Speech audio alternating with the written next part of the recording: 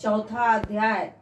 सूत जी ने कहा, इस वर्तमान चतुर्युगी के तीसरे युग द्वापर में महर्षि पराशर के द्वारा वसु कन्या सत्यवती के गर्भ से भगवान के कला अवतार योगी राज व्यास जी का जन्म हुआ। एक दिन वे सूर्योदय के समय सरस्वती के पवित्र जल में स्नान आदि करके एकांत पवित्र स्थान पर बैठे हुए थे। महर्षि भूत और भविष्य को जानते थे, उनकी दृष्टि अचूक थी। उन्होंने देखा कि जिन लोग ज्ञान नहीं पाते, ऐसे समय के फेर से प्रत्येक युग में धर्मस्य का डरता और उसके प्रभाव से भौतिक वस्तुओं की भी शक्ति का ह्रास होता रहता है। संसार के लोग श्रद्धाहीन और शक्ति रहित हो जाते हैं। उनकी बुद्धि कर्तव्य का ठीक निर्णय नहीं कर पाती और आयु भी कम हो जाती है। लोगों की इस पर विचार किया।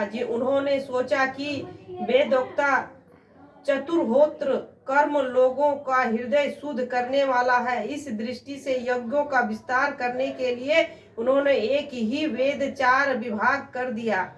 व्यास जी के द्वारा ऋग, यजु, साम और अथर्व इन चारों वेदों का उद्धार पृथक कारण हुआ। इतिहास और पुराणों का 5वां वेद कहा जाता है। उनमें से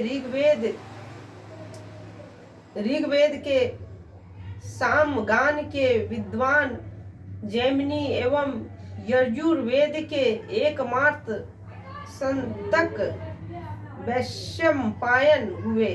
अर्थवेद में प्रवीण हुए दारुनंदन सुमंतु मुनि, इतिहास और पुराणों के संतक मेरे पिता राम समझ आने वाले पुरुषों पर कृपा करके भगवान वेद व्यास ने इसलिए ऐसा विभाग कर दिया कि जिन लोगों को स्मरण शक्ति नहीं है या कम है, वे भी वेदों को धारण कर सके।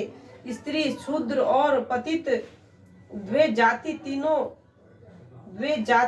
तीनों ही वेद श्रवण के अधिकारी नहीं है। इसलिए वे कल्याणकारी शास्त्रों कर्मों के आचरण में भूल कर बैठते हैं। अब इसके द्वारा उनका भी कल्याण हो जाए, यह सोचकर महामुनि व्यास जी ने बड़ी कृपा करके महाभारत इतिहास की रचना की।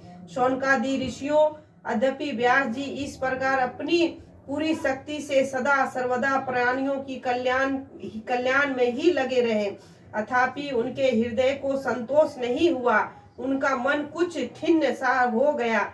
सरस्वती नदी के पवित्र तट पर एकांत में बैठकर धर्मवेत्ता व्यास जी मन ही मन में विचार करते हुए इस प्रकार कहने लगे, मैंने निष्कपट भाव से ब्रह्मचर्य आदि व्रतों का पालन करते हुए वेद, गुरुजन और अग्नियों का सम्मान किया है और उनकी आज्ञा का पालन किया है।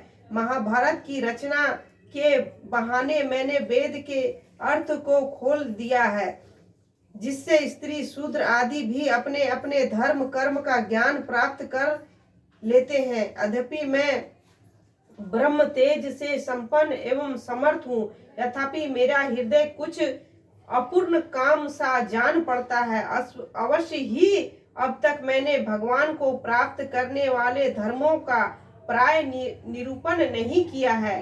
वे ही धर्म परमहंसों की प्रिय है और वे ही भगवान को भी प्रिय है। हो ना हो मेरी अपूर्णता का यही कारण है।